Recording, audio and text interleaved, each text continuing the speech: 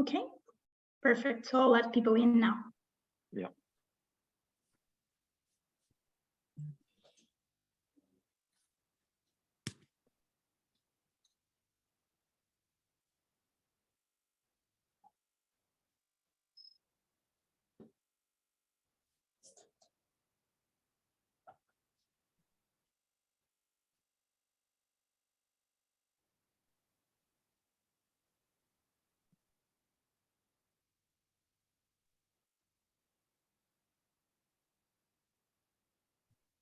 Hello, Maria. Hey, Kai and Simone. Good to see you. Hello. Hello, everyone. Good to be here.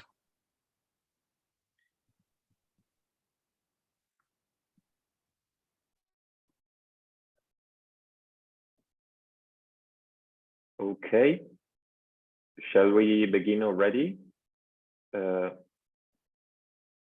Okay.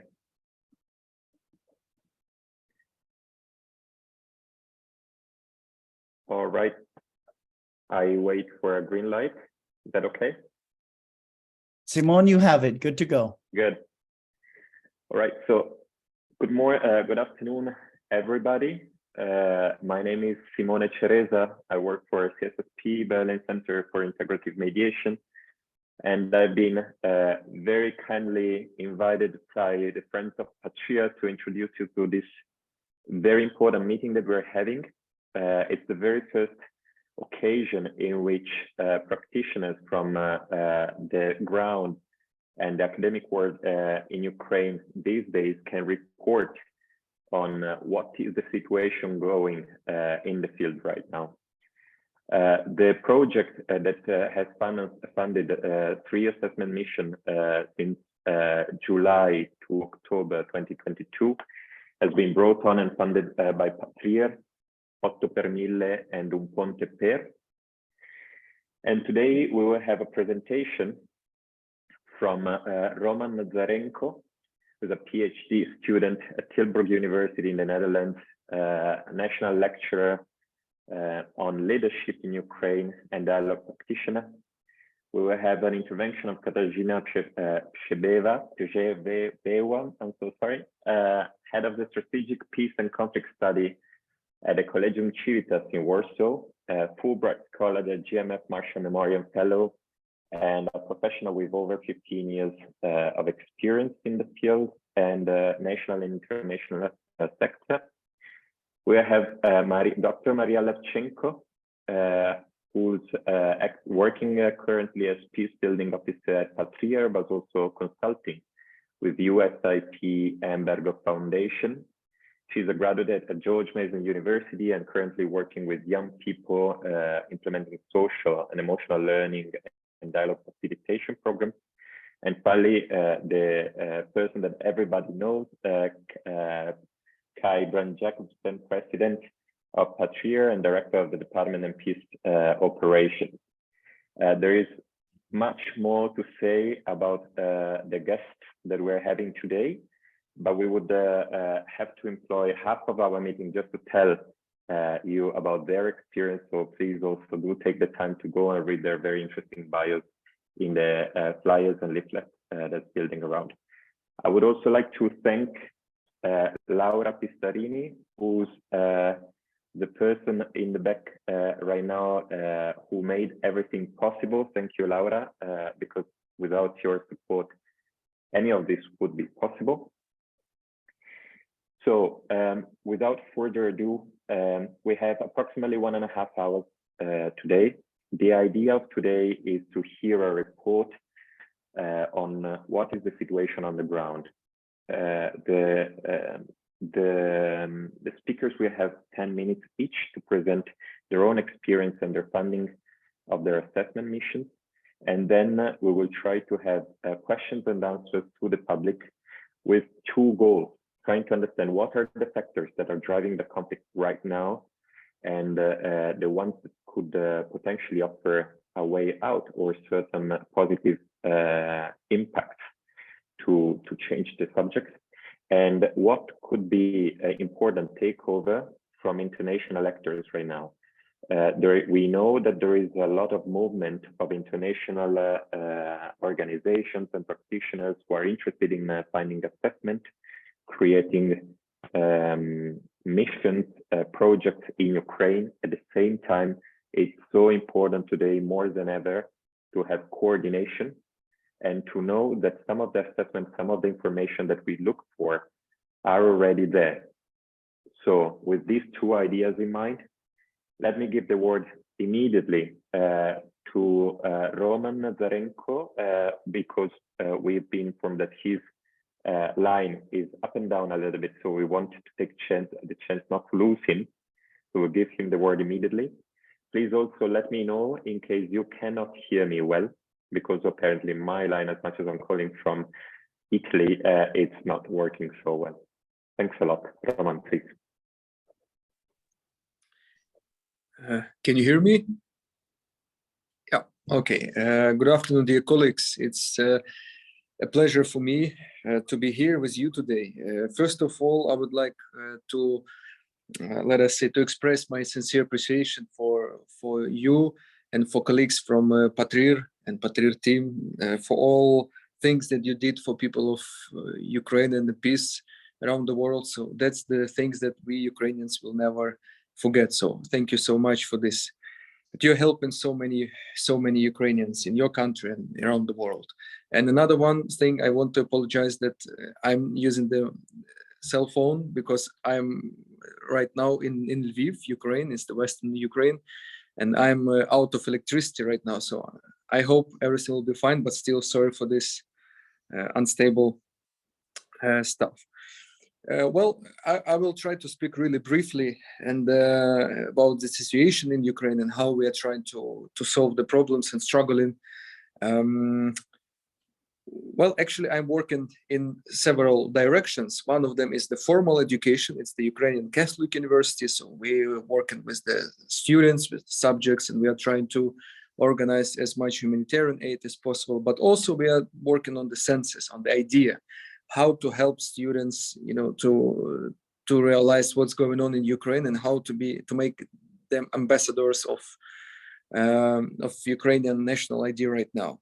Another direction is the Ukrainian Leadership Academy, where actually I'm right now. And another one, it's just during this month, I started being an expert with the presidential representative of Ukraine in Crimea. It's Tamila Tasheva. So I'm working with her, and we are trying to develop several steps and, or let us say, roadmap, what steps we can try to arrange in order to be ready when Crimea will return back to Ukraine, and what steps we will do. So that's the three directions, and maybe I will briefly represent each of them in order to explain what's going on in my field in Lviv in Ukraine. Well, perhaps I will start from the last point, this presidential representative of Ukraine in Crimea. So as you may know, Ukrainian army is going a bit further and further. And the idea is that in Ukraine, we have one question dedicated to Crimea: what we will do when it will be returned. And that's again point that is really significant for us, because as you may know, there are a lot of horrible stuff in Crimea right now, and especially dedicated to Crimea Tatars, that that if the government wants to, let us say, to take in a prison some Crimea Tatars, so they can use the Hizbut Tahrir, maybe you heard about this organization, literature and other. So there are no any laws. So we are trying to calculate and to count each of this episode, and then we are transferring it to The Hague, and trying to help people as it possible. But still, the main idea is what we will do, and that's the really sensible issue, because just imagine the young boy who started just 8 years ago. He was born, and now just imagine that Ukrainian army will return to Ukraine, and he will say, "Hey guys, why should I speak Ukrainian? I don't know Ukraine. I'm Russian." So, and that's what should we do with people who are living there and were, let us say, pro-Russian or against Ukraine or whatever. I will be honest with you, we have such people. So we need to underline this point. So that's the really huge discussion right now in Ukraine, whether still what kind of event and what kind of strategy we need to use. So that's the level, let us say, more political, but still it will may affect on the ground level, as you mentioned. So that's the one point. Another point is what we are also concentrated in here in Ukrainian Catholic University and the Ukrainian Academy of Leadership is working with youth. And we have so many people who are right now without their houses, without their buildings, that are they moved, let us say, from eastern part to the western part, and now we are trying to help them and to organize work as much as possible. For example, we organized the interreligious camp when we ask the Jews, Muslims, and Christians, because we have people from different religions and different ethnical groups, in order to be united and to help them with psychological assistance, with some let us say law issues. So trying to help them as much as possible. What is interesting actually that in 2004 we have so-called Orange Revolution in Ukraine, and people were struggling whether we are pro-Western or pro-Russian. Then we have 2014 Revolution of Dignity, and then people were struggling Ukraine, or people or government, let us say, or Western or Eastern way. Now we do not have this discourse. We have only people who are pro-Ukrainian. And we do not have so clear difference between the people from Kharkiv or Lviv or Kiev or Dnipro or other regions. So we are united as never before. And that is why the humanitarian aid, the volunteering is so important, peace building projects, reconciliation projects. So people are so really united. And in that way, it's so easy to organize such, again, peace building initiatives and interreligious initiatives. We are really concentrating on these interreligious initiatives because, let us say, religion is important in Ukraine. And you can see that imams, that rabbis and the bishops, they are together trying to help the people. University is also involved, various universities is also involved in these processes. So we are trying to give the scholarships for students from eastern part and trying to help them to find the accommodations. So that's really, you know, from the one hand, we have a lot of initiatives, really big one, but in the same time, we have really small initiatives from heart to heart, let us say, that every person is not just we are living in the same country, but you realize that this is like your relative. So that is why we are concentrating on the various levels. One is the ground level, to avoid the stereotypes between the different regions, between the different religions. And also, what is so important, we are trying to fight against propaganda. It's also important, especially in the peace building processes, because still we have in Ukraine the propaganda issue that Crimea is typical Slavic conflict, and with Crimea is Slavic region with small minority of Crimea Tatars. So that's really dangerous idea, because nothing about Ukraine. So please do not take care of this. It's only Slavs, we will take care of it. But still, even from Turkey, we can say that they are trying to underline the Turks, let us say, component in Crimea and Crimea Tatars. So that is why we are working on the various levels, and the professors and academics, it's important for them to produce the ideas, senses, and let us say struggling with propaganda. But also from the youth, we are trying to be united. And also my students, I remember like last week, so we went to the special place where people from eastern part of Ukraine, and we were helping them with food, with evening talks, with some excursions, guide tours, and whatever. So right now in Ukraine, as a conclusion, I want to say that we are consolidating, we are united, let's say, as never before, but still we are working on the different levels, starting from the political level and finishing the organizations, institutes that are producing special courses about the Crimea, about the peace building, how it works, why do we have the conflicts, what is the core idea of conflict, and whatever, and why reconciliation is so important. So maybe my point will be not so popular in Ukraine right now, but working in the interreligious area and the peace building area, I realized that it will be extremely important to have this national idea or governmental idea how to work with people in the eastern regions and the Crimea right now that were under occupation at least last 8 months or at least last 8 years. It will be not easy, and it's important for people in Western Ukraine to realize that they are the same Ukrainians. Yes, they were there, but still, what should we do?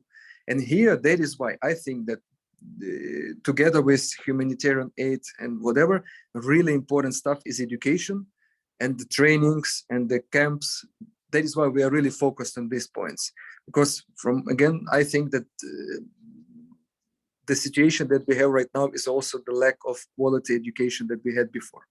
So that is my point. So we need to take care of those people together. Again, in Ukraine, we have a discourse on this, but still, I'm more than sure that we will arrange it. And thank you again. I would like, to use this opportunity and to thank for our international colleagues that you are helping Ukraine, and we really feel it, not on our fields and weapons, but also the activities like this. It's really touching, and that's the thing that we will never forget. And I also lost 5 of my students from Academy of Leadership and more than 10 from my university. My students that last year I had lectures for them. So in order just for their memory, for their bright memory, thank you that you are supporting us, and believe me that every activity is really, really extremely important right now for us. So thank you for this, and with best wishes and greetings from Ukraine. Thank you again. Thank you, Roman, very much for the great presentation. Thank you for sharing with us about your life, your work, the commitment with education and youth. I would start from this last point that you touched to retouch. I think it was so interesting for us to hear, because they are not the usual ones. It's rather different. So once again, it's the importance of education, not only the formal learning instruction, but also the ability to counter the bad effects of conflict emotionally and in our society. Again, also the fight against the propaganda. So it's not only about the direct consequences of the conflict, it's also about the narrative built around it. And we can see the effects of that already from the experience you made in Crimea, where you touched me very much when you said there are kids who are right now 8 years old, and they do not feel the Ukrainian, the Russian, because that's the only reality. And of course, the question is, what are we going to do as Ukrainians once we will be back in the country that is ours, but for the last 8 years has not been somehow?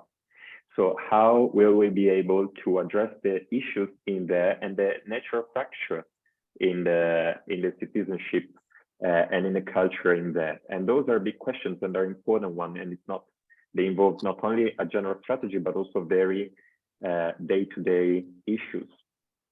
And coming to that, the beautiful, if we want, at the bright side of the evolution of these past few years, it's the strengthening of the sense of unification of being Ukrainians.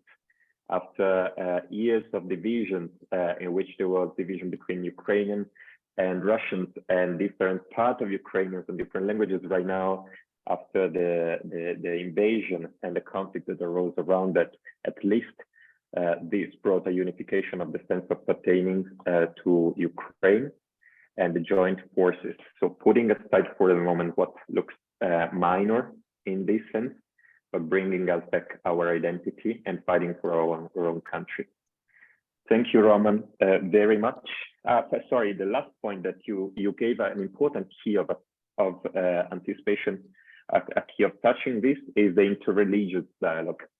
This is a different way into the conflict that often goes unexplored, and for sure brings a different way in the potential work that we can do. Thank you once again, Roman. And let me give the word to Maria, who just came back from an assessment mission, I understand, in Ukraine, and maybe you can tell us a little bit more about your findings. Thank you, Simone, and thank you so much, Roman. I was just recently in Lviv with Ukrainian Leadership Academy, and I have to tell that those young people, they're incredibly amazing, and they are so passionate about dialogue, about peace building, that I was really astonished. And it was really hard for me to keep up myself, to keep my neutrality in doing this assessment mission, because I was engaging with the people directly on the ground. So I'm really grateful that Ukrainian Leadership Academy exists and you take part in it. I'll be sharing my presentation with you in just a second. Please let me know if you can see it. Yeah, okay. So I wanted to start the presentation, and I'll really try to keep it brief because I know we have other speakers and I want to provide space for everyone.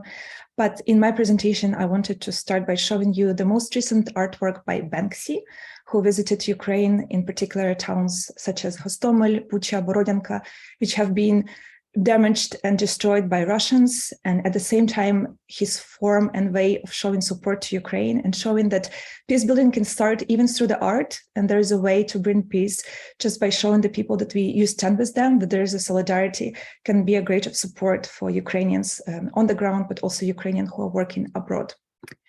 Driving to Ukraine can be very challenging right now and very tricky. Half of Ukraine is without electricity right now, but as Ukrainians are saying, we agreed to live without electricity, but we cannot live without the dignity. Ukrainians are also saying we agreed to live without electricity, heat, mobile connection, but as long as we can stay without Russians.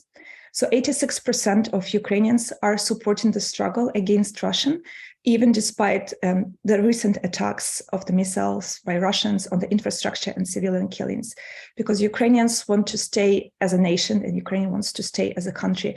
And this really is impacting the conflict on the ground and the way how Ukrainians see the future of the peace building. So if you look at the current context, and I really like this picture because it shows that even through the most hard and challenging times, there is still place for hope.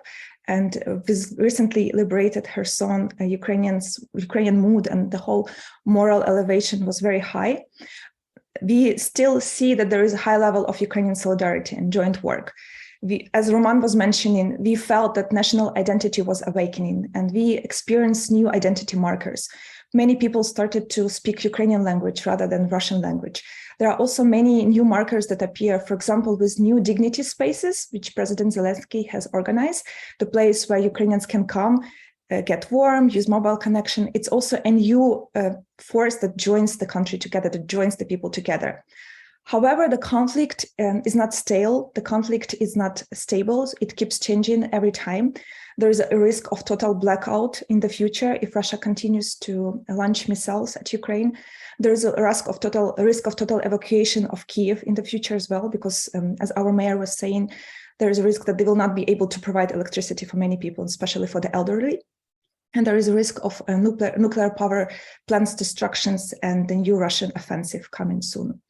At the same time, what we see is emergence of newly deoccupied territories, such as Kherson, for example, and also increased level of internal polarization.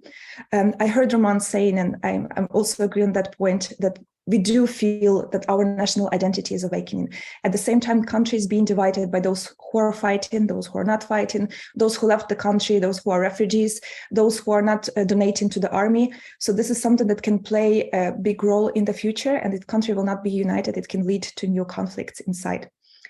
Regarding the international NGOs, there is still lack of transparency and clarity in how they work in Ukraine, and there is a low level of trust towards certain international organizations from civil society actors working in the field.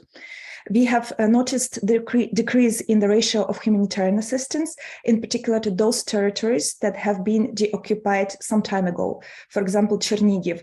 So people who are staying without electricity, heating, windows are still suffering there, and international organizations in a way have forgotten about that part of the country. And if you look at the main trends, of course, there's a strong physical and mental impact on the people of Ukraine from the continuous attacks, which are basically every single week, Monday, Tuesday, Wednesday, Russia is firing missiles. People are living with the fear constantly. People are deeply traumatized, and people are living with PTSD. We also have seen increased internal migration. For example, as soon as Kherson was liberated and the first train from Kyiv went to Kherson, many people have left the city just because there was no electricity, no connection, and no heating again. And even while newly liberated territory require immediate humanitarian assistance and humanitarian response, the occupied territories are losing attention from the international community while requiring assistance and support, such as I already mentioned, happened to Chernihiv, Izium in Kharkiv region, and many other cities. And of course, there's a question of supporting nonviolent resistance in occupied territories, because there are still people there, there are still people that are fighting. So the question here is how international community can support them, but not endanger their lives. And if you look at the need for the peace building framework, which many international organizations are still not quite sure how to work around with in Ukraine, there is an absence of unified concepts and understanding what is peace, what is dialogue, what is peace building. And many people have negative understanding, negative connotation associated with peace and dialogue, just because they see dialogue as a dialogue with Russians, not dialogue inside the country. There is a need for peace education programs, both on the level of the government, but also at the grassroots level. There is a need to have training on the contexts of Ukraine for international organizations, but also for the embassies, which are already working in Ukraine. And of course, the most important element is to include young people and women in the peace-building processes, both educating, training them, and making them a peace-building ambassadors in their local communities. And we see a strong need, a desire from the young people to be involved in such work. And one of the most important elements is, of course, trauma response. We believe that trauma response programs should have two elements. First of all, it's a comprehensive support programs focused on trauma healing in the communities. That can be the training for municipalities and governments, and in particular, those municipalities which have come back to newly deoccupied territories, which have to understand how to work with people deeply traumatized by the war experiences. There is also need for joint programs for IDPs and local communities. So there is a social cohesion happening around IDPs integration. And there is also need to support programs for educators and parents, in particular working with children in schools. And on the other hand, we believe in peace building network support. Those civil society actors which are working in the field feel burned out. They're very tired. The war has been going on for almost 8 months and everyone is just completely exhausted by what is happening. So there is a need for retreat for the peace building community, both inside and outside Ukraine, but also joint workshops and webinars with international actors, just like this one, where we can raise awareness and explain what is really happening in the field, and that people still continue to work despite the challenge, despite the missiles, they still do their work and they still invest into the peace building field. So the next steps, and in particular in understanding how the conflict is going to unfold in the future, is to continue doing joint analysis and research, both with international organizations, both with local actors on the ground. There's a need to create a database and analysis of needs and challenges and further opportunities on how to support peace building field. The focus should be on the people and local contexts and providing local ownership of the processes. And it's important to work with peace inside and outside, working with trauma, and have a flexible but sensitive approach to peace building as a concept.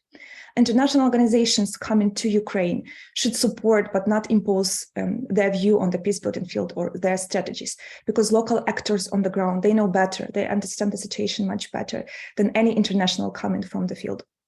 And there is a need to support Ukrainian resilience and ownership by creating spaces and opportunities for the people, on one hand, to have a retreat, to heal from trauma, but also talk about the way forward and discuss the future steps. And of course, one of the most important elements is to have human-centric approach. Just be there to listen. People want to talk about the war. People want to have safe spaces and safe conversations. Sometimes they just don't have an opportunity. And as an example, and I'm going to conclude my presentation, you can see on the picture what people in Ukraine are trying to do right now. And this is, again, shows the great example of Ukrainian solidarity. It says, "Шановні сусіди, пакет для тих, хто застряг в ліфті." And if I translate it, it says, "Dear neighbors, this is a package for those who get stuck in the elevator." And basically there is a water, cookies, flashlight. And in this way, Ukrainians are showing that we stand together as a nation. We show our solidarity and support to each other. And with that, we'll be able to fight over anything. We are very resilient. Thank you so much for your attention.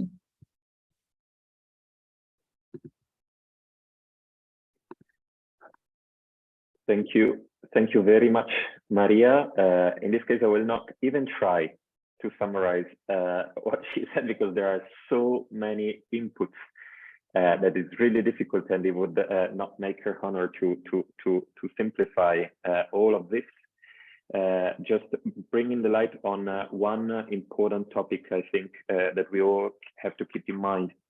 First of all, as much as the conflict is moving, somehow the situation is still degrading in many places.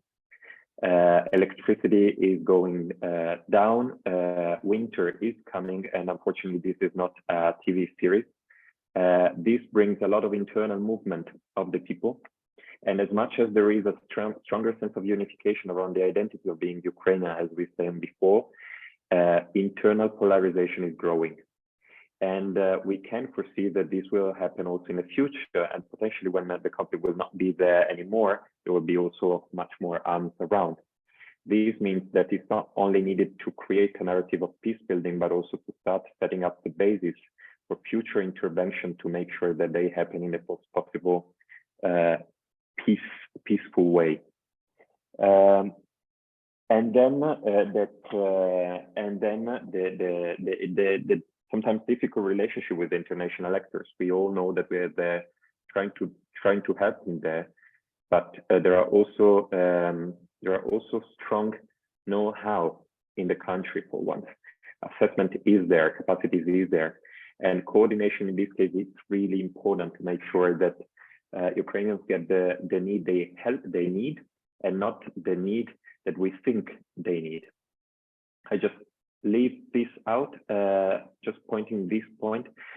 Maria, with the support of Patria, is coming up with a report more extensive on the findings about what she found out in the next few weeks, I believe. I will let you and Kai to get back on this point. So for more specific points, I refer directly to the report. Thank you, Maria, a lot.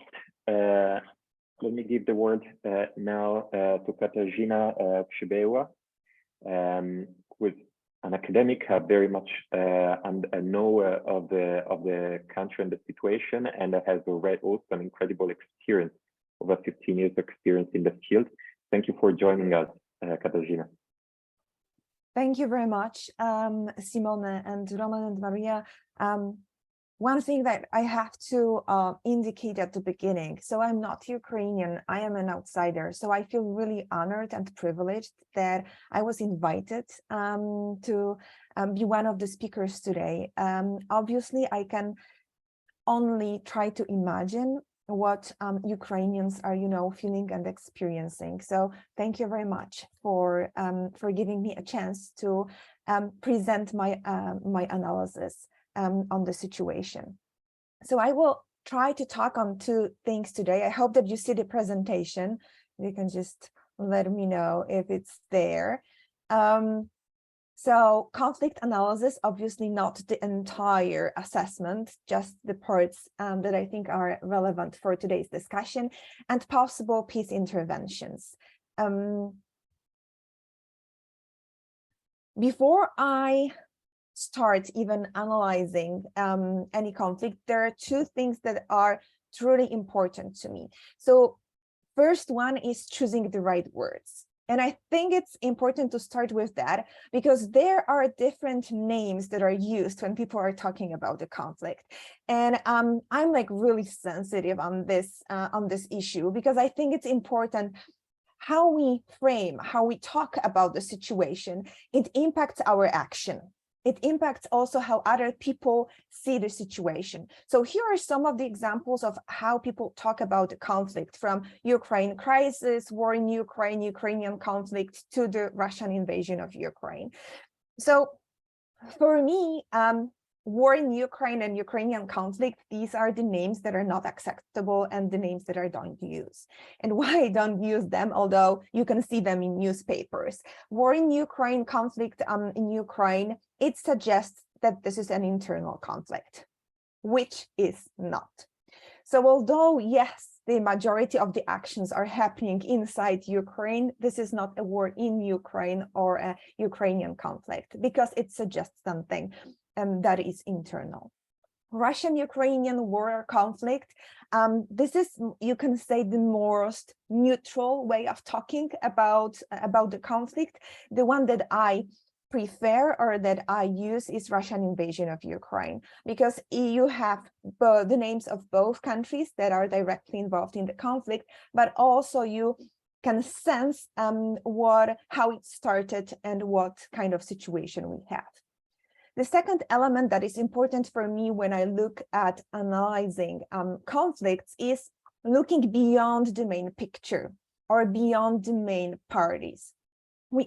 And it means, in my case, two elements. So first, seeing actors other than main parties that are involved, but also seeing actors other than just actors from the policy level, which we tend to do.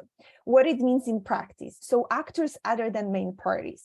We know that the direct parties are Ukraine and Russia.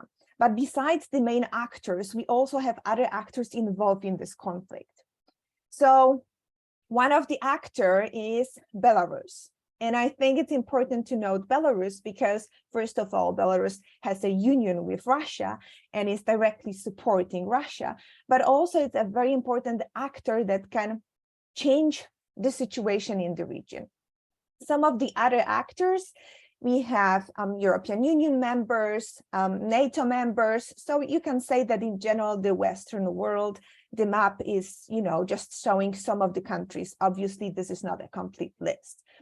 Some of the actors that we also have to take into account are countries that have power, international power, like China, although we often don't think about them when analyzing conflicts. So these are the actors other than main parties. But also when we analyze conflicts, I feel it's important to think about actors other than from the policy level. So presidents, head of governments, people leading international organizations. Some of the examples, so for example, Ukrainian diaspora. So Ukrainians living abroad that are supporting Ukraine, but also lobbying for Ukraine. Also people, and Maria mentioned that, so people that are using nonviolent means in Ukraine. So the nonviolent resistance in Ukraine. And here is the front page of the report written by one of our partners on Ukrainian nonviolent resistance. And besides, people, citizens inside and abroad, there are also experts, scholars, influencers. So people who also influence the situation, although we often don't talk about them. So there are different aspects of conflict analysis we can focus on. Obviously, we don't have time to cover, all elements of conflict assessment. So I chose two elements that I feel are relevant for today's discussion. And these are the elements that can help us or are helping me to think about the ways how we can move forward. So Roman and Maria presented the current situation in Ukraine and started talking about what is needed. So I want to expand that topic, also talking about not just what is needed in Ukraine, but how international community should act to support Ukraine, but also to work on conflict transformation in the entire region. So first, I want to talk about the factors or actors in some cases driving and mitigating conflict. So these are the elements that are influencing the situation. They can make situation better, but they can also make the situation worse. So when we think about the future, it's not just about the situation in Ukraine, it's not just the situation in Russia. It's also there are some external but also internal factors that are that can make the situation better or worse. And I want to briefly talk about them. Why? The main reason, when we look at the situation, if one element changes, it gives us a chance to make action, to intervene, if only one element changes. So sometimes we can look at what is happening, nothing is happening, okay? We have to analyze if that is the escalation or de-escalation of conflict. That's obviously important. But also sometimes if one element, one puzzle changes, it gives us a chance to intervene. And by intervening, I'm not only limiting it to military intervention, obviously, but also, peace interventions, political, social, cultural. So what are the factors and the actors? So actors that can change the situation when we think about the current war. So these are also the actors, I'm saying that to be observed or to be pushed. So the actors that if pushed can make a difference. Again, this is not a complete list. I just want to give you examples of some of the countries that are important, also because of the current situation in the countries and also on the international scene. So first, China. China as a global actor, also an actor that if China acts, it will impact the US, it will impact Russia. So with China's support, Russia can do more. Without China's support, there is a chance that we can have a change in the situation. So this is a very important actor. Another actor that I want to mention is Iran, not only because of what is happening inside in Iran, but also because of that, how Iran can work with Russia. I mean, both countries are on the margins, you can say, when we think about the international scene. So Iran is supporting Russia also because of the same approach to people, approach to their own citizens. So a change in Iran can also change the position of Russia. The third actor is Israel.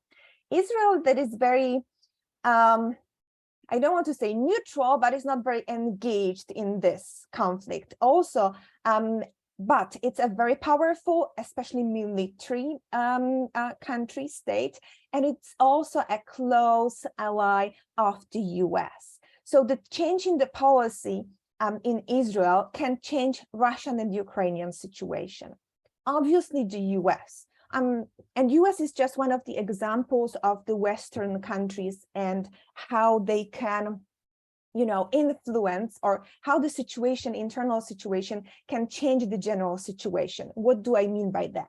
Recently, we had elections to Congress in the US, and internal changes in such countries as the US can change the way the country is supporting Ukraine, but also punishing Russia. So any internal changes in the US may change the general situation. Two more countries that we have to observe is Belarus and Russia. But I'm talking about internal changes. Till 2020, Belarus was not on the agenda even of international experts, right? But something changed 2 years ago. And I think it's good to observe Belarus because that might be the first country that will have a regime change from within, started with the grassroots movement. The change in Belarus, that's a great risk for Russia and a great chance for Ukraine. The same with internal changes in Russia. Obviously, the best and the safest option, even for the end of this current conflict, is the change in Russia from within. Nonviolent resistance, that would be ideal. Not very probable at this moment, but still something that has to be taken into account. But changes in Russia can also come from and at the policy level. So if we have a change of leadership, even if the next leader is not the ideal leader, each and every change gives us a chance in this conflict. Two factors that are not actors that we also have to take into account is the winter coming, and it may change the situation of both Ukrainians and Russian, and the lack of resources also in both actors. So the lack of resources in Ukraine and the lack of resources or the end of resources in Russia. Now, what is needed by missing? So what do I feel what is needed, especially from the international community, but what is missing? So we see it, but the scale is very limited, or we even don't see it at the international stage. So I think there are two main issues. So the first one is long-term perspective and long-term actions. We see lots of short-term actions, long-term actions mentioned also by Maria and Roman. So working towards positive peace and addressing the root causes of the conflict. And the second element is including all actors of the society. So currently the main focus on the international scene is on the policy level, but there are actors at the grassroots level and at the middle level that are often ignored. How it looks in practice. So what are the peace building actions out there? I usually use the John-Paul Lederach's pyramid to talk about the society. So the policy level, middle level, and the grassroots level. Policy level, so, you know, international organizations, leaders on top, but few people there. Middle level, these are experts, opinion leaders, scholars, but also influencers, right? We would call them this way.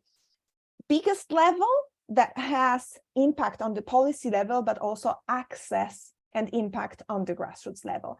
And grassroots level, so citizens, local organizations. What is the potential here? The policy level, obvious, right? They usually are engaged in negotiations, they impose sanctions, they offer military support. With middle level, we have gatherings like this one, we have call for papers, but one element that is really important here is problem-solving workshops. And the example that I usually give here in what are problem-solving workshops, it's like moving the negotiations to the lower level. So when politicians are negotiating, all cameras are on them. It's very hard to change your position or talk about your interests when the world is looking. So what was done in the 90s, before the Oslo Agreement was signed between Israel and Palestine, there were secret, unofficial talks of experts. Because when no one is watching you, people are more willing to tell you what they really think, what they really want, what the needs are. So these are some of the options for the middle level. And the grassroots level, nonviolent resistance in different forms.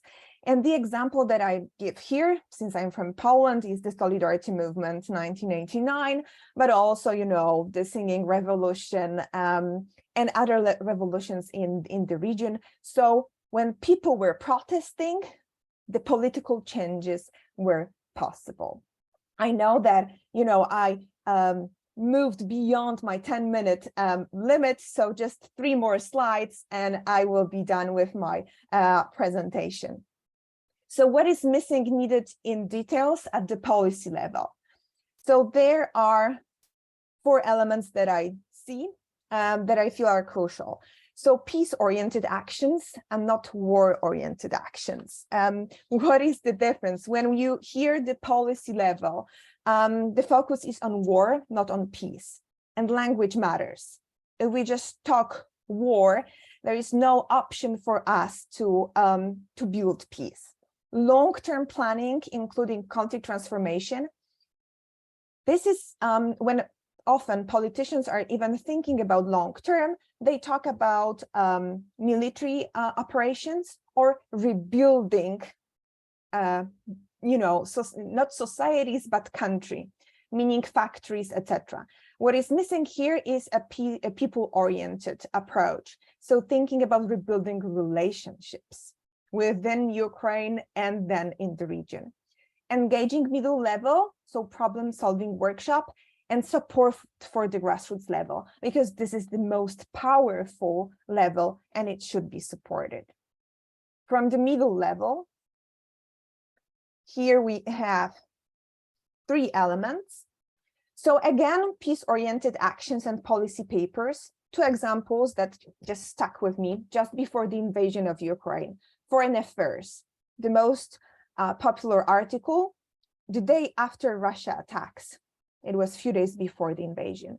Not what we can do to stop the war, but the day after Russia attacks.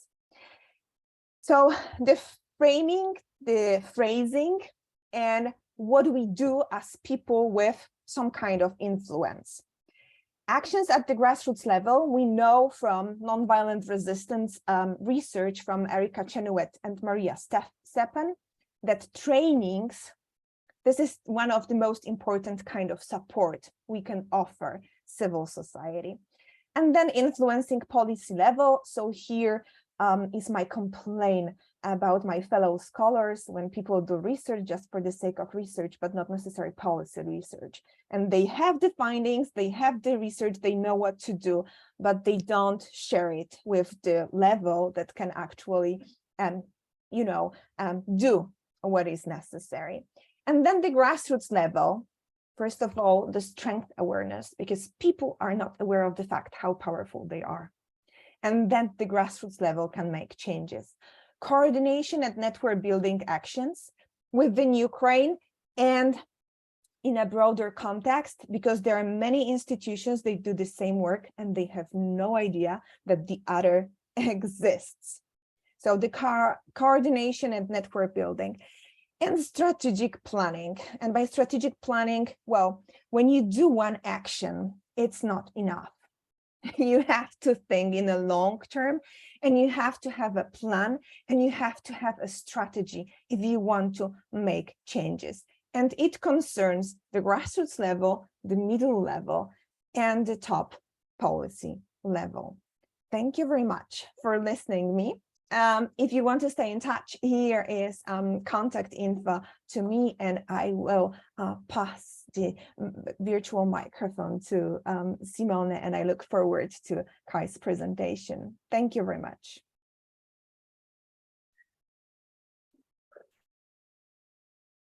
Thank you, Katarzyna, for the very good overview. It's really important also to abstract it from the field experience, sometimes to remember what is the general context. I will give immediately the word to Kai to retake a moment to leave also the space for our audience to have some questions and answers. Kai, please. Thank you very much, Simon, and thank you to everyone. It's a privilege to be able to take part in this event, and especially to follow after 3 such superb presentations. I have to apologize a bit for mine. I am just recovering from some severe pneumonia and illness last week, and then going through the family. So I've not had the opportunity to bring together as much as I would have liked to. But I feel that particularly with Maria and Katarzyna's presentations, what I would like to do is complement and to bring in some elements to complement those. So I hope that everyone can see the slides. I have a few that I've just put together in the last moments as well, and hope that these are visible for you. And I'm not going to try to cover everything, but I'm going to try and cover some things that I think are important. And one of them, I appreciated very much what you were saying, Katarzyna, in terms of how we name what we're speaking about. Because naming and words matter, and it matters a lot to people in Ukraine. And I really appreciated that you highlighted the difference. The other thing that I want to speak to, and there's a reason why I've chosen every single picture that I have that you'll see here. But one of the things I want to speak to is Ukraine is much more than the invasion. It is more than the occupation. It is more than the war that is taking place on its territory. Now, this is a picture which was taken in Chernivtsi just a few weeks after the war began. And this is, for those of you who haven't been to Chernivtsi or been to Ukraine, I've been to 129 countries around the world. And I am stunned by Ukraine. It is a country of such extraordinary beauty, such richness of culture, such richness of people. And this picture, taken just some weeks after the war was starting, is on one of the main walking streets in Chernivtsi. And I've caught this picture, but I wish I'd shown you the one from a few moments later, because this was the very beginning. There was a piano that was there that was being played, and a man started playing it, and then people started coming together. And within a few minutes, there were hundreds of people that were gathered there and were singing together. And this was in the brutality of the moment of the trauma, of the invasion, of the war starting. And people came together spontaneously. They were singing songs together. They were crying together. They were working they were simply creating a space to come together as a country.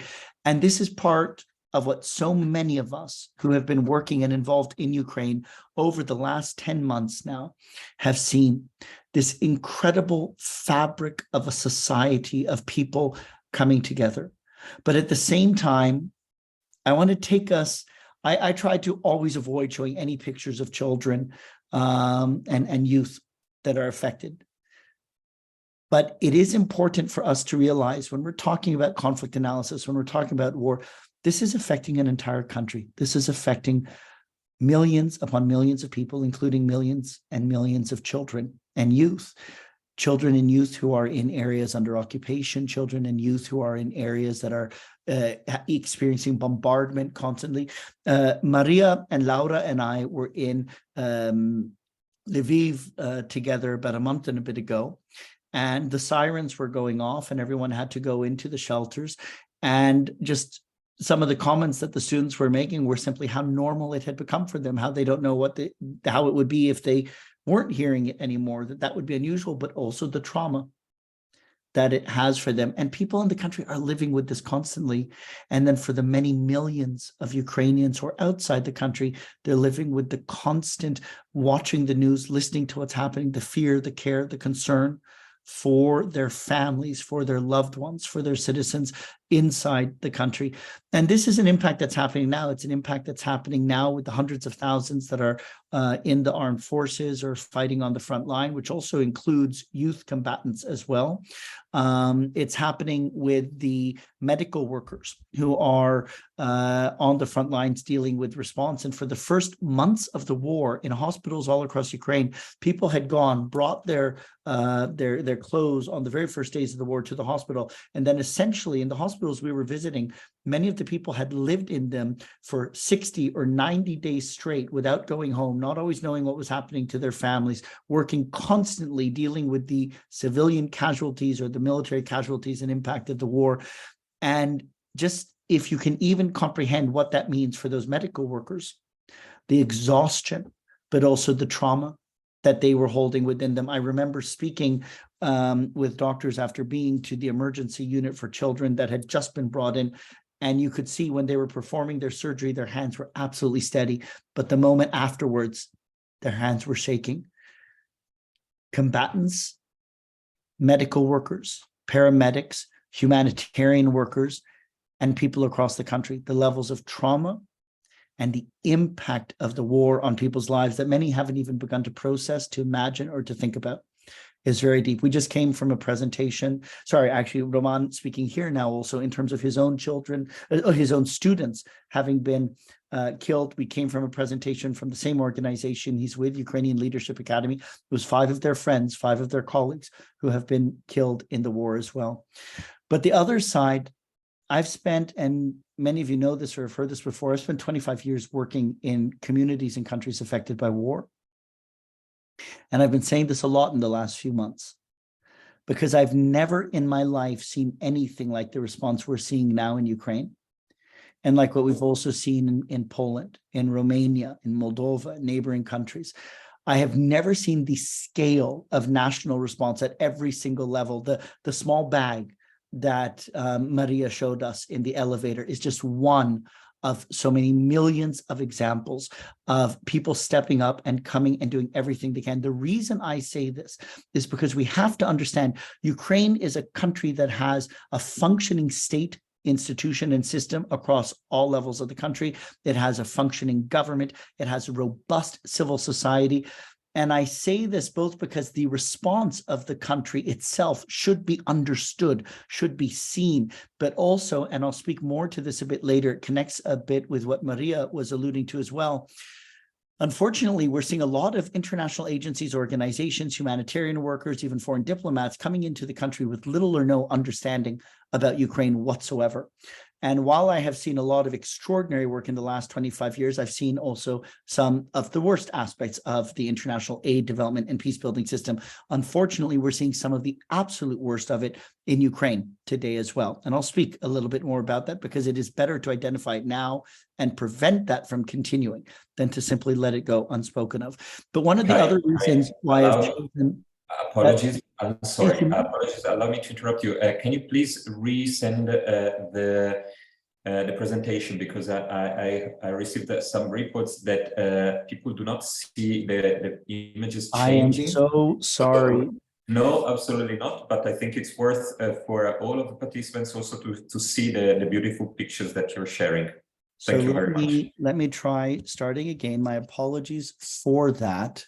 Although now my computer has decided, since it's on split screens, to go a bit crazy.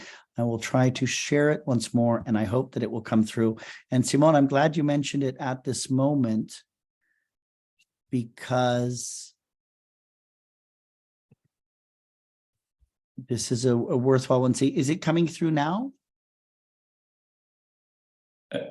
I see slide number 4 with a taxi with a beautiful Fiat. And exactly, I think we're all good. This is Yulia. Yulia is one of millions of people across Ukraine who, the moment the war began, got involved. She's been one of the truly iconic heroes. I actually didn't even realize it says icon on her hat, but it's deserved as well. This was the very first day since the war began that Yulia did not dress in black. And it happened to be the day we met. And we had come in with a convoy of several tier trucks filled with humanitarian aid into Chernivtsi. And we met with Yulia. And I share this because, and I've asked Yulia's permission to share it. She woke up that morning and she said, I'm not going to let some fucking bastard in the Kremlin tell me how to dress or how to live my life. And for me, that is powerful. She wore black for the first weeks of the war because she was in shock. She was in trauma. She had just been brutalized, like so many people in Ukraine who were living with and experiencing that. But then her response that morning is also what we see across Ukraine, where people are saying they're not going to let this invasion, the war, the invader dictate to them who they will be. And I want to connect back to this again after. And I could share with you thousands, I hope they're coming through now, of pictures of people all across Ukraine. And there's a story behind every single person. There's a story to Roman, to Maria, to everyone that we're working with.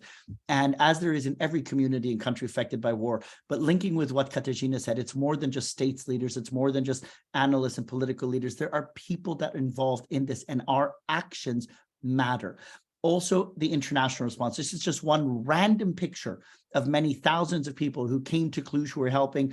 And after this picture was taken, they got into a vehicle and they drove to the very front lines to bring humanitarian aid to some of the worst war-affected areas. And this was at the height of the first weeks of the invasion in March of last year. The dog went with them as well, together with the humanitarian aid, and they all came back. But there's also the international NGO response. And this was part of what I was mentioning. Now, a lot of the support has been vital. One of the tendencies was for Western governments to simply dump money to their national agencies, whatever their major national organizations were at the beginning of the war, cumulatively adding up to hundreds of millions of euros. Some of those agencies and organizations have done very good work. Also, far more of the response was done directly by citizens, people contributing and helping inside Ukraine and from here. But one of the challenges is that because there was this massive humanitarian response of agencies globally, it has had multiple impacts. One, it drew away from every other crisis and war-affected area in the world: Yemen, Afghanistan, Syria, Ethiopia, Mali. All of these countries had their aid and their support dramatically cut as aid was shifted towards Ukraine. Important to have the aid to Ukraine. We need to understand the impact that it has had on other areas as well. However, because everyone was responding so quickly and they were gathering aid together, people together, they brought in some of the best humanitarian workers that you can find anywhere in the world. But there was also a lot of scraping the barrel.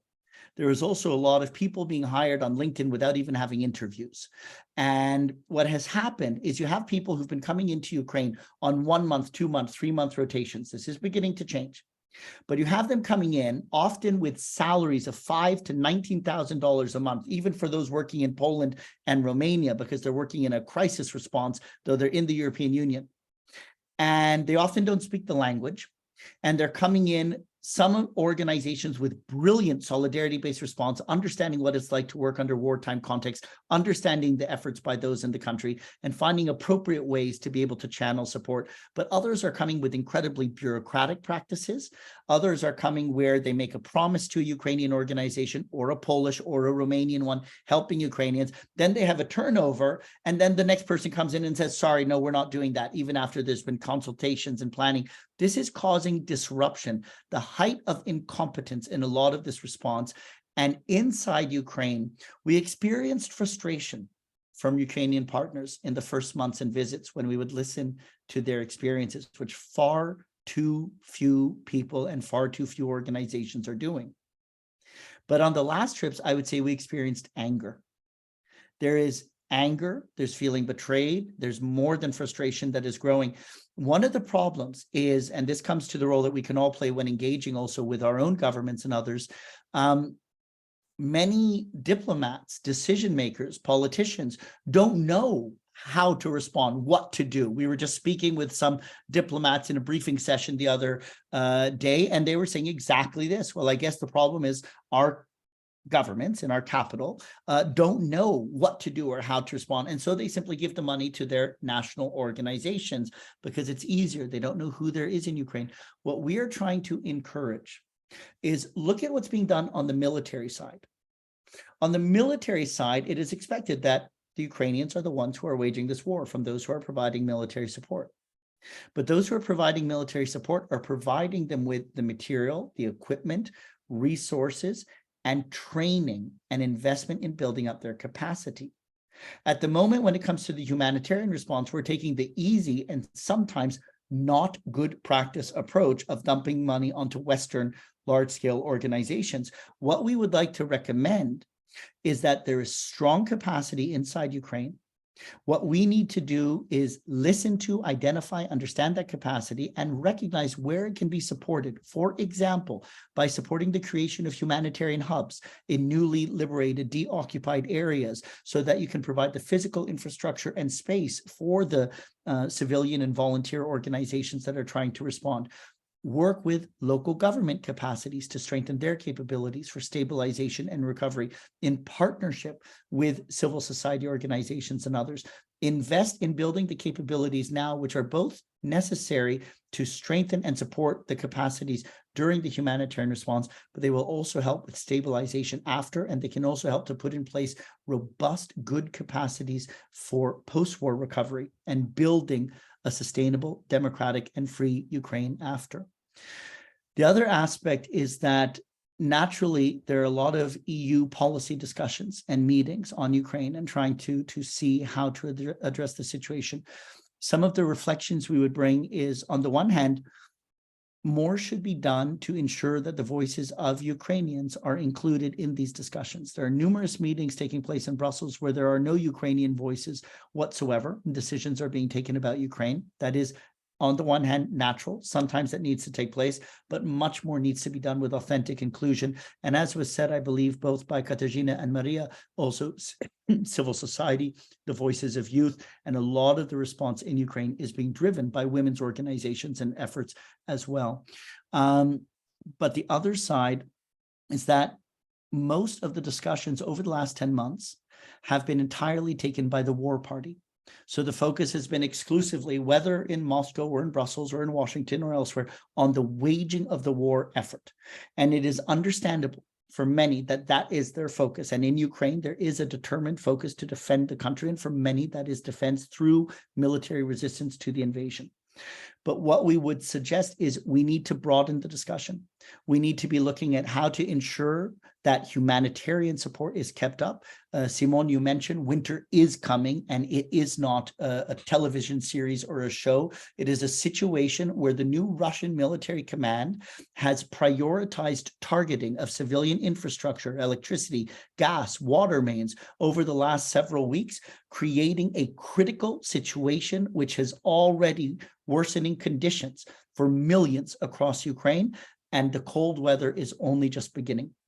So this will impact going further. However, we have seen a very worrying trend of a significant decrease in aid, both to Ukraine and a significant decrease in aid to Ukrainians abroad. I don't know if this is reflected in Poland, but in Romania, we're seeing a 70% drop in a lot of the support. So food kitchens that can be supporting hundreds of families do not have suddenly anything left in their account, anything left in their food banks for next week even. And this again gets back to the bad practice, because when Western NGOs decided we're going to pull out and no longer support, they did so in the summer when they looked at the situation and they thought it was stable. And what they didn't look at is that it was stable because of the incredible response of local and national organizations meeting that humanitarian crisis need, meeting that human need of people coming from Ukraine. They didn't look at what would be unfolding scenarios in the future and how could the war develop, because it was obvious that it would not simply remain stable and as it was in the summer. Now winter's coming. We've seen an increase in the number of people coming again to Romania, people being displaced. We're seeing the insecurity in Kyiv and elsewhere. And so there is a growing risk of a humanitarian crisis and situation with an immediate need to look at generators to provide electricity, including for hospitals, thermal clothing, blankets, warm clothing, and others. I'm going to cover just a few things because, again, I've also spoken too long and I apologize for that. But one other area I want to mention, there are damaged, destroyed, and areas that have been directly physically affected by the war, including many areas that have become liberated by the Ukrainian offenses and by the fleeing of the Russian armed forces. Here, there are significant needs for recovery. And what we are trying to encourage, also seeing the strong capacity of many Ukrainian organizations, but as Maria said, there is really a need to do deeper work on understanding what is peace building, what does it mean in this context. And while there are fantastic Ukrainian mediators, facilitators, and others who speak strongly about the expertise in Ukraine, still the reality, as in every country, as in Germany, Romania, Norway, England, Japan, and elsewhere, is that the vast and overwhelming majority of people have not ever been trained in peace building. They don't necessarily have background and skills in understanding how to do stabilization and recovery after war. And when you meet with local government officials and local authorities, especially in areas that have been under occupation or under protracted bombardment, there is a need to strengthen and support this. While we hear from many that Ukraine is united, and on the surface and on the front and on many levels, it is united, there's still very different experiences of the war. There are different experiences between those areas that have been under occupation and those that haven't, as Roman suggested as well.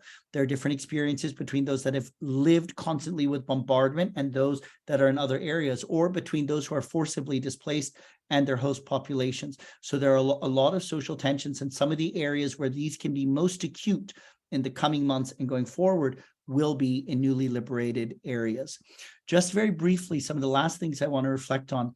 Katarzyna mentioned that the likelihood of a nonviolent regime change or nonviolent strong movement, mobilization, revolution in Russia, and I would say both Russia and Belarus, we should be thinking about, while it is not that high yet, at the same time, we must be intelligent enough to recognize the fissures, the fractures, the reality that much of the incredibly superficial analysis we've had of the Putin regime is simply that, superficial and based upon incredible naivete and lack of knowledge and understanding. Putin is not overwhelmingly in power. He does not have complete control over the society. There are many fractures. Russian forces, many of them were misled going into Ukraine. They were told that they were protecting against a genocide or protecting against a NATO invasion. we have seen the Russian forces have been badly trained, badly led, badly supported. In the latest mass mobilization, you had so many failings in how it was done, but also you had people being told that they don't need to bring their military equipment, and then they were receiving inflatable protection vests. You have many people being recruited from non-Russian minorities. There is a lot of potential for directly engaging with Russian armed forces in Ukraine and those being mobilized to lower morale, to encourage them not to fight, or to call upon their patriotism to stand up for Russia and not take part in an illegal war. Also inside Russia, while it is not powerful mobilization, while people are not speaking out nearly as much as people in Ukraine understandably want them to, we must recognize this is a regime which has been consolidating its power for over 20 years. It has been brutally subjugating students, journalists, human rights workers, politicians, citizens, anyone who stands up to oppose them. At the same time that we've been recognizing Russian engagement in fake news and propaganda in many of our countries, US elections, Brexit referendum, EU elections and others, there's so much more we could be doing to be engaging in the information space in Russia, to be supporting heroic organizations, students, and many in growing opposition to the war.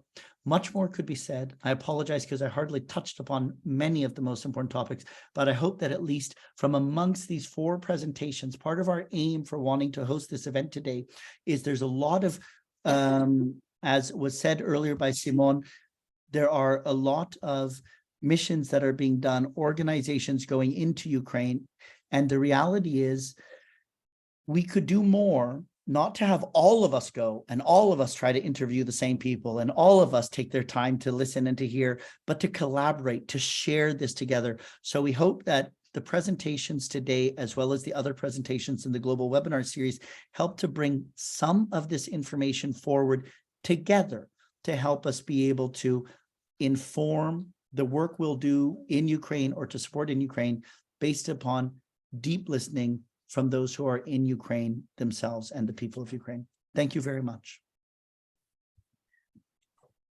Thank you, Kai. Thank you, everyone. Apologies, we are a little bit late on the schedule. On the other hand, was particularly beautiful to see the pictures of the reality that our colleagues and friends have presented to us. So I'd say let's leave right now, Laura and Kai, if you agree, space for questions and answers.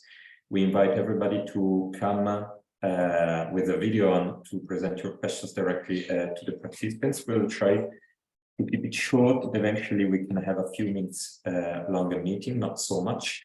Or if you feel like sending the questions on the chat, it's also fine.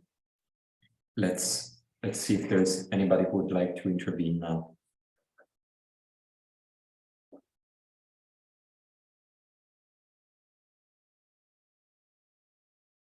I can maybe start with one question myself that retakes a little bit the beginning. I think that we lost Roman, don't we?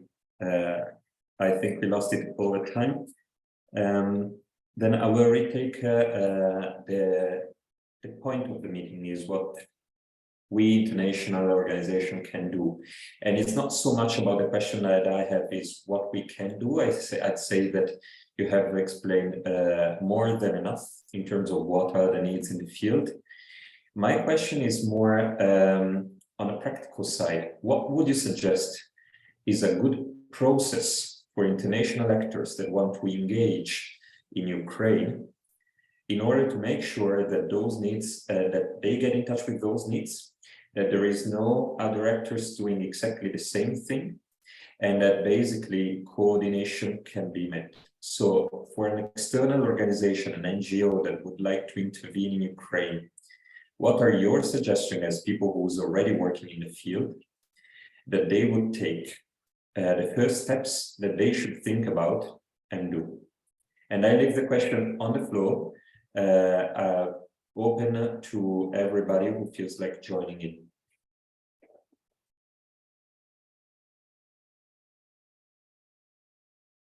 Maria, do you want to go first on that one? Somehow, Kai, you always put me on the spot. Thank you for that, though. Thank you for the question, Simon. For me, it's very hard to keep up my neutrality as being Ukrainian and also trying to think in terms of what international organizations should take into consideration when coming into Ukraine and working in Ukraine. And of course, what I would tell right now, what should be included in any programming, that's a trauma component that I was mentioning, and also cultural sensitivity, in particular mentality of the Ukrainians, because a lot of is being said that Ukrainians are very resilient, we are very strong nations, we are fighting. At the same time, many people are burning out. And many people are impacted. Many people are deeply traumatized. Doesn't matter where you come from, whether you come from the occupied territories, recently occupied territories, or you're living in Lviv under constant shelling, you're still traumatized. So the question is here for the internationals, just try to realize that it exists. Try to take experience that you already have from the field elsewhere, whether you have been working in Africa, Latin America, Asia, but also try to think that it might not work in Ukraine and you have to adapt and you have to change your strategies. So that would be my response as a Ukrainian, and I'm sure, Kai, you want to add something as well. Well, I wanted to ask Katarzyna, is there anything you wanted to input first? Thanks, Maria. Hi, thanks. So there are, I think, 3 elements that are important to me. So the first element, and this is a basic thing, but the thing that we often forget about is listening. I mean, many international organizations, NGOs, governments are really trying to help, and I, admire their, will, but they just come with their own, ideas how to help, with their own already, structured programs, without asking questions. What do you need? What do you really need? What is needed in your city, in your region, in this particular context? So no matter if we talk about a government or we talk about an NGO, international NGO, like listening to the people on the ground should be like the first, the most important rule. Because you can have great intentions. It's like wonderful that you want to help people, but it's not about you. You can support what people really want. What is connected to that is inclusion. So including, so at the policy level, including like the experts, but also representatives of the local organizations, NGOs, etc., including young people, including elderly, including women. So inclusion is another element. If you want to make changes, don't focus on just one group, because, no group lives alone in an isolation. Like the groups are mixed. We have, different genders, ethnic identities, different kinds of identities. So inclusion, so including people to the, inviting them to the table. And the third one is addressing the root causes, the big issue. But I feel that often many NGOs, even humanitarian ones, but also governments, want to act right now with a 2-week or 1-month perspective. And even if, I don't know, Ukraine and Russia signs a peace agreement and there will be like no fighting and no direct violence, it will not solve like the problems in the region. I mean, we have to address the root causes. We have to understand what were like the interests and needs behind the decision, for example, of the invasion. So traumas, overwhelming violence, if we don't address the root causes, it's like with the tree, right? You can cut the tree so you don't see the trunk, the branches, the leaves, but the roots are there. So if you don't get rid of the roots, like the plant, the tree will grow again. So that would be, the third thing that I would suggest. Thank you, Katarzyna. Kai, would you also like to jump in, or shall we go? There are a few things that I would want to take the opportunity to speak to. So one, I absolutely agree, as you might have gathered from my presentation as well, with what Maria said in terms of trauma support. That is going to be huge. So it's one of the reasons why we're working together with wonderful organizations like the Institute for Peace and Common Ground and others who are looking at how to do trauma-informed education. So it goes into the school system to reach children and youth at every single level. We need a lot of work on trauma first aid training to reach youth and other humanitarian responders so that they have the skills to help themselves and others. We could speak much more on that, but trauma support is a critical one. Another is humanitarian support, because it's a simple reality that there is going to be a need for generators, for clothing, and to encourage our governments to continue to provide humanitarian and recovery support afterwards. But the other things I want to mention that I think are really important for an audience such as ours and those who will be watching this afterwards to think to as well, the geopolitical dimensions that Katarzyna mentioned. Russia's capacity to continue to wage the war is not as solid as many people believe it is. Yes, they had an actual windfall. They financially did better during this period of war than they had before. And there's some analysis of this showing the sources of where that income comes in. But some of the critical countries which they rely upon, Saudi Arabia, China, they are not as determined in their support as possible. And it is possible for us to engage with our governments to get them to engage more smartly with leadership in China, in Saudi Arabia, in Iran, to try and reduce some of the pillars of support which Russia is depending upon. Another is the need to really dramatically increase our support for nonviolent resistance and opposition to the war in Belarus and in Russia. I spoke a bit more about Russia before, but for example, there are great organizations like Novak and others in the Baltic states that are working in alliance and in allyship with those inside Belarus to try and support every step we can do to weaken the capacity of Russia to be waging this war helps to bring about its ending sooner. And if you can remove Belarus as a pillar and as a de facto ally in this, that would be a very significant component.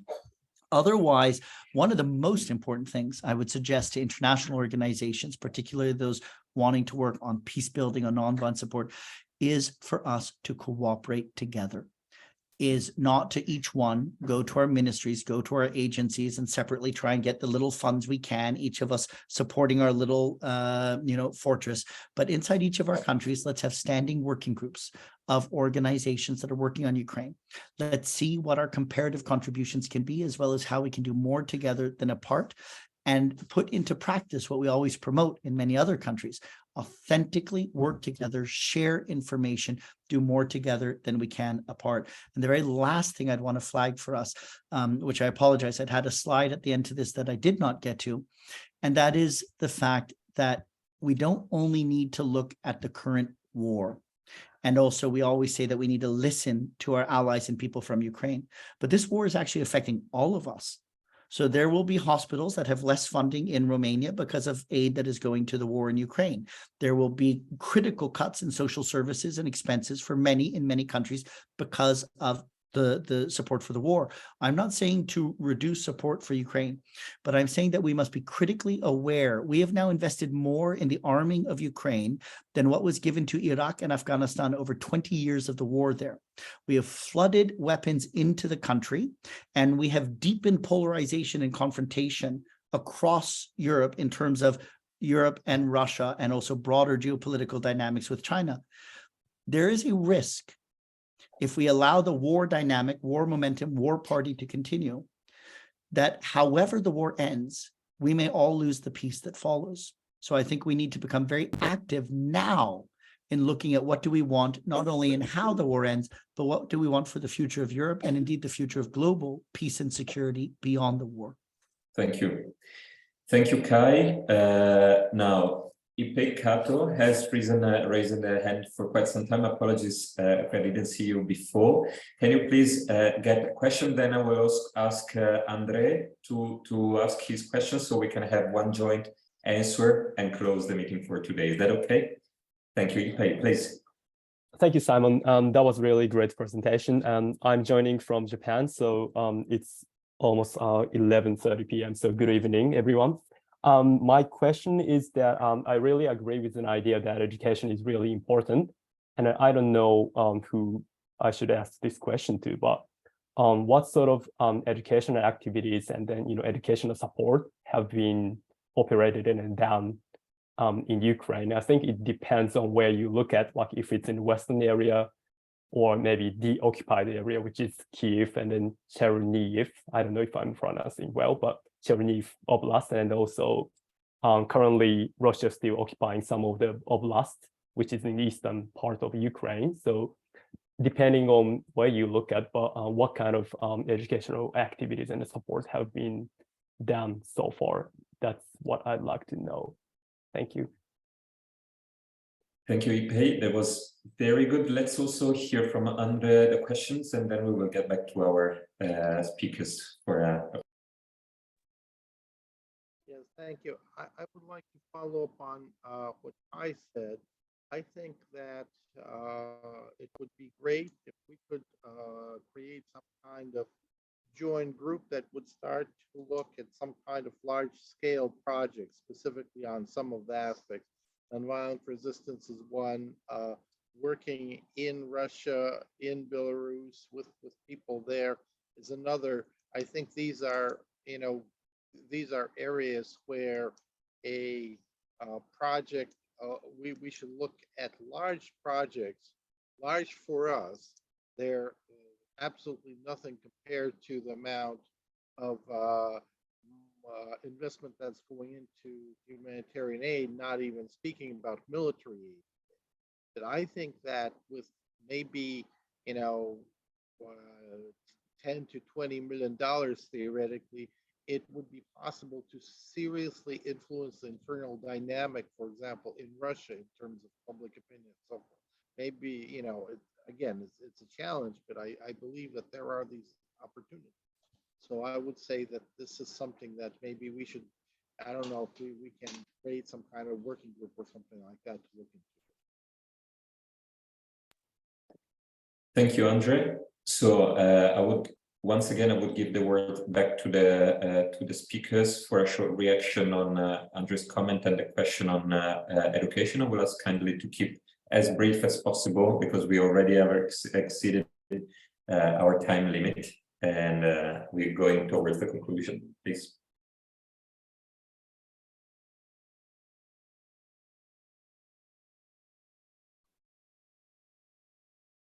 Shall I? I mean, maybe I can start just because I was recently in Ukraine and I was actually doing work connected with education.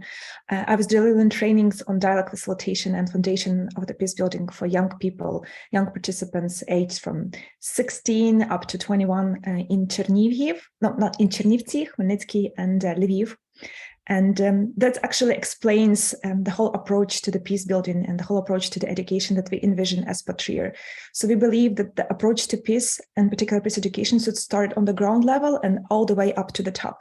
So we can teach kids conflict resolution skills, social and emotional learning. And basically what I wanted to say, adults need it too. Doesn't matter where you work, doesn't matter what you do. Quite often we are not aware of how to solve conflicts peacefully.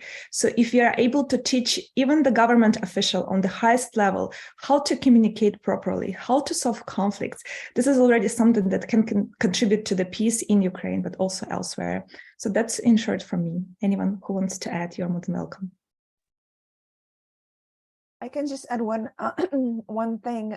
When I was searching for some peace activities before the invasion, but after 2014, so after the annexation of Crimea, I found that many organizations were actually doing and working on peace education while doing other projects. So, for example, trauma healing or summer camps for kids. And peace education was included. So sometimes when we think about peace education, you don't have to have programs on peace education. But if we know that we need a holistic approach, we can add peace education to other things that we are doing. So trainings and workshops for example, community leaders, local leaders, politicians. Peace education can be included in that. You even don't have to name that peace education, because sometimes people are a bit hesitant. Well, if it's about peace education, I will not take part of it. I know everything about peace. I want peace, I don't need it. But if you know that, you can, structure the workshops on other issues by including peace education. So this way you're creating, you know, a long-term impact, because it will not change within a day, week, or month, right? This is a long-term process. But I think it's very powerful when people know that and they work on different levels, because as Maria said, you know, it's great to work with young people and children so that in the future we'll have a great generation. But we also have to think about like what is today and people that can still learn and make changes. And I would just add, Kai also mentioned that, but I think for me, it's important not to forget about Belarus and Russia. I mean, when we are talking about peace education, when we're talking about addressing the root causes, when we're talking about trauma and overwhelming violence, we also have to think about societies in Belarus and Russia, because one of the elements, and I'm not saying that it justifies the lack of action, just I think it's important to understand, but one of the elements why Russians are not so happy to protest is the overwhelming violence on all the levels: political violence, structural violence, domestic violence. Overwhelming violence jeopardizes people's ability to react, but also it jeopardizes people's ability to think about the future. So I just think it's important to keep that in mind, knowing like who is the aggressor here, who is like the victim, obviously. But we have to think holistically, and in the long term, we want to have not just one country that is safe, but a region that is safe. We have to think about societies in all countries in the region. As I find always, I absolutely agree with everything that Maria and Katarzyna have said. What I would add to it just briefly, one, if you were to ask all the people across the Russian Federation on February 23rd of this year for the 100 things most important to them, I don't think even 0.1% of the population would have said invading Ukraine was one of the top 100 things most important. So when we speak about a nation, a people, this was a decision taken by largely a man upon a system built by many men and complicity of too many. But yes, we should be doing everything possible to engage with Russia and with Belarus. I would also point out that if we took all the money we've sent into this war in the form of weapons to simply buy the Russian army, it is one of the most corrupt armed forces in the world. We could have bought it off even more than simply fighting it off on the field of battle, as we did in the Iraq war. I really want to flag what Andrei said. You put 20 million into supporting resistance in Russia and Belarus smartly, and you will create critical cracks. Someday, people will have to go to a museum to remember what a soldier was. And everyone in the world will know what peace building is. And one of the things that will bring that day closer is the systematic introduction of quality peace education at every level of our school systems, not only in Ukraine, but in every one of our countries around the world. The road to war in Ukraine took 30 years, and there were many factors which led there.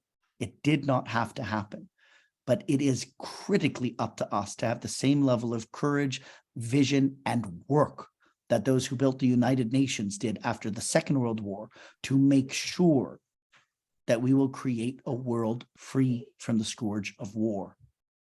Thank you. Thank you, Kai, for these beautiful words of conclusion, I'd say. I would like to thank all the participants, Katarzyna, Maria, Roman, who's not here anymore, and Kai, who are sharing with us your insight, your understanding of the conflict, and your experience. Thank you, the participants, for the patience, for having been with us until the very last moment. And thank you, Laura, for the incredible background work that you've been doing to allow this to happen. From my side, just wonderful to be here, and have a lovely afternoon.